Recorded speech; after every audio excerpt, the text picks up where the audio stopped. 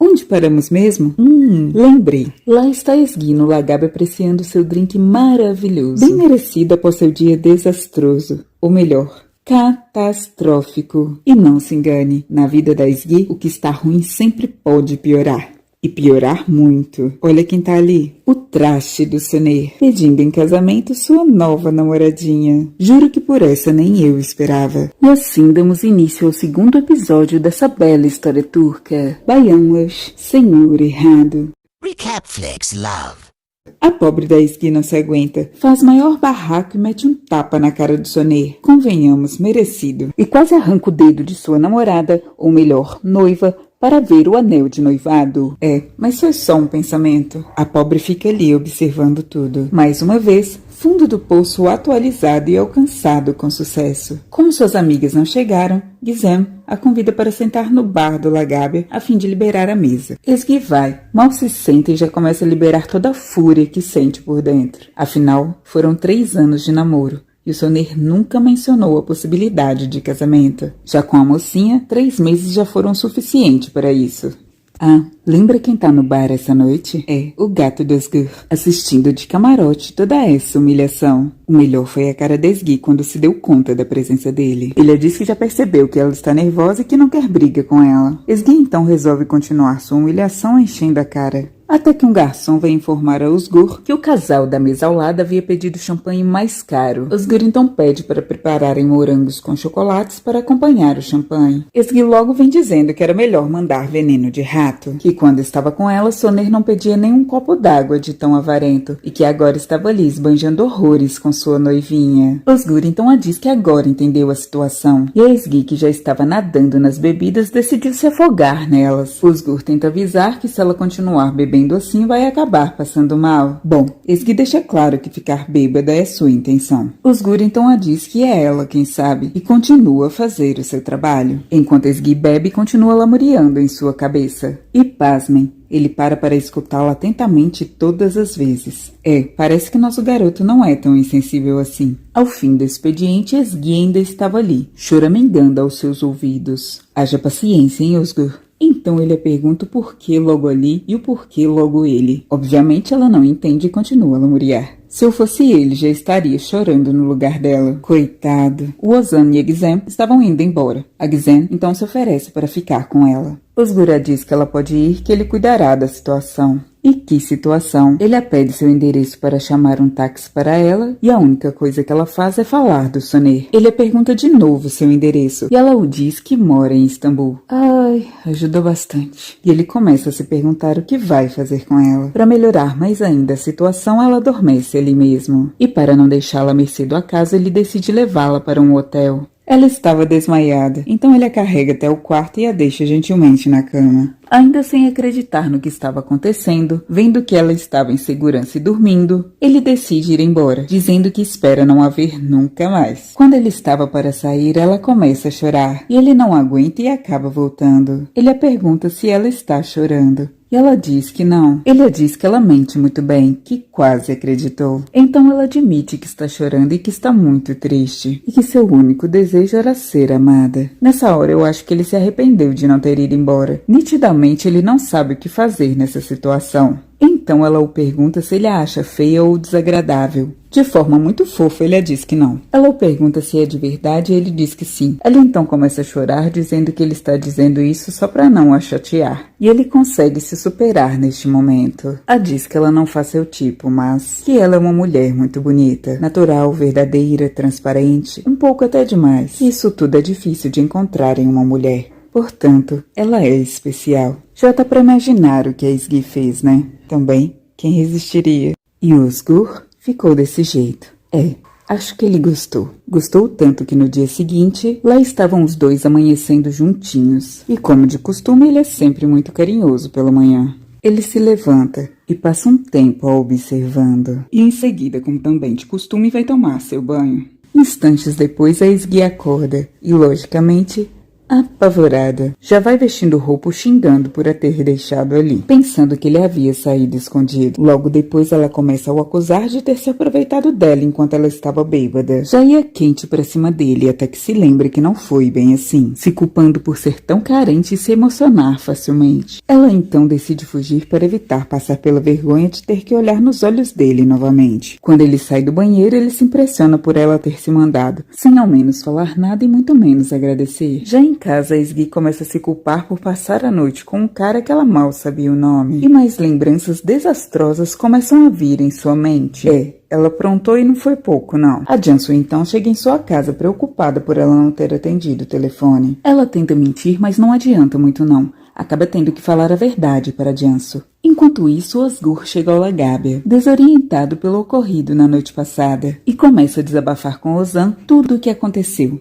Diz que a mulher é um desastre ambulante, que a levou para um hotel pois ela não lembrava de seu endereço, que ela havia o segurado lá a noite toda. Até aí a Gizem estava rindo dele.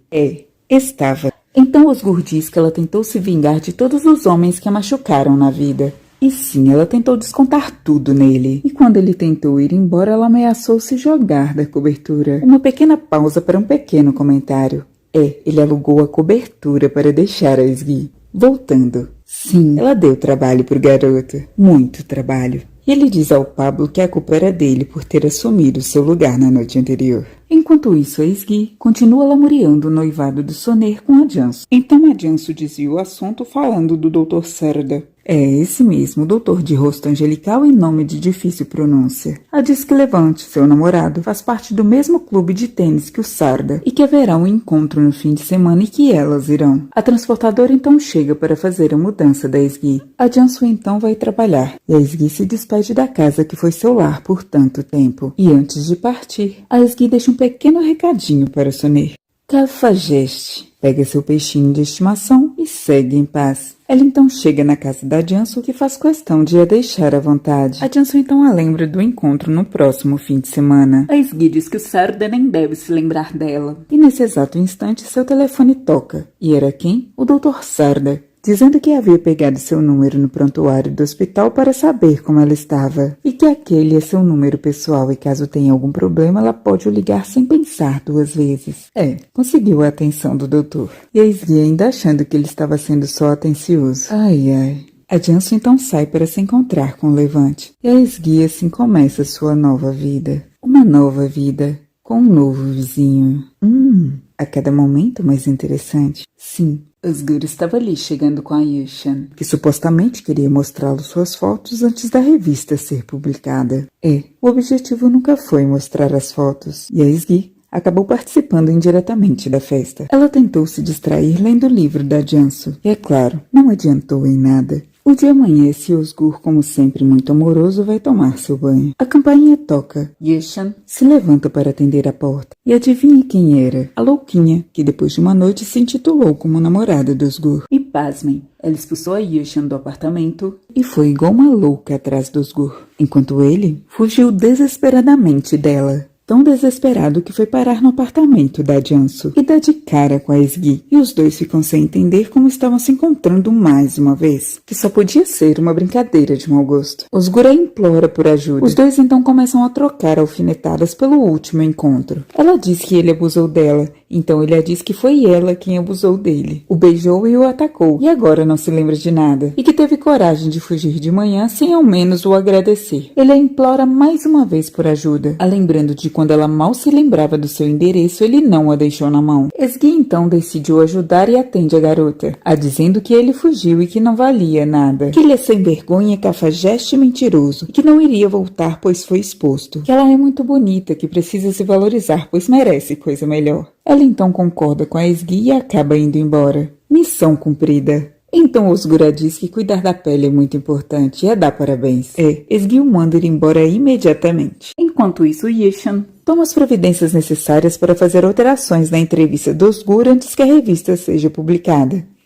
Sinto um cheiro de vingança no ar. A noite chega e em meio à bela vista, Osgur e Esgui acabam se encontrando novamente. Osgur traz uma bebida e a agradece pela ajuda. A pergunta se a Jansu é sua amiga. Esgui diz que ela é sua prima, que ficará um tempo por ali. Ele então recorda que ela havia dito que seu ex havia pedido para ela sair da casa onde eles moravam. Ele então a pergunta se ela não acha isso estranho. Ela fala que acha muito estranho Sonir ter a pedido para sair da casa. E olha a cara que ele faz para ela. Ele a diz que não está falando disso, mas do fato deles ficarem se encontrando toda hora. Ela o diz que isso também é muito estranho e que, aliás, ela havia pensado nele. Ou melhor, pensado nos seus constantes encontros estranhos. Osgur então a diz que agora que são vizinhos, seus encontros não serão mais estranhos. Então eles se apresentam, afinal mesmo com tanta intimidade, eles mal sabiam o nome um do outro. E assim Osgur e Esgi se conhecem definitivamente. A Jansu e a Denise então chegam em casa, cortando assim o clima da mais nova amizade. Quando a Jansu a vê entrar toda sorridente, logo supõe que ela havia conhecido o vizinho. A Denise pergunta que vizinho, e a Jansu já diz que ele é a personificação do homem errado. Que a cada dia há uma mulher diferente em sua casa, que não o conhece direito e nem quer o conhecer. E lógico, pedem para Esgi ficar bem longe dele. Como se fosse fácil ignorar um semideus como ele, né, minha gente? Jansu diz que ele é diferente de todos os homens que ela já conhecia.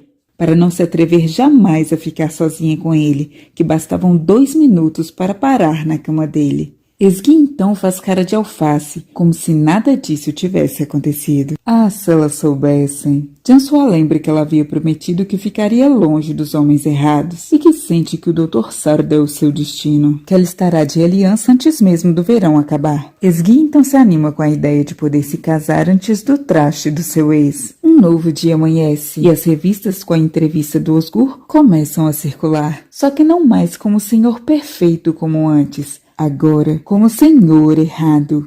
Osgur então chega ao Lagab e percebe que todos estão olhando para ele de forma diferente. Seus funcionários e o Ozan tentam o despistar, mas logo ele saca o que estava acontecendo. Yushan detonou a sua reputação na entrevista. O colocou como um homem extremamente egoísta que não se importa com relações e muito menos com as mulheres. Que não acredita no amor, que nenhuma mulher é importante para ele e que gostaria que suas preferências fossem respeitadas. Para descontrair, Ozan diz que as fotos ficaram muito boas. É, só as fotos. Se inscreve e ative o sininho para não perder os próximos episódios dessa história. A playlist completa você encontra nos comentários fixados e na descrição desse vídeo. Até o próximo... Recapflix Love.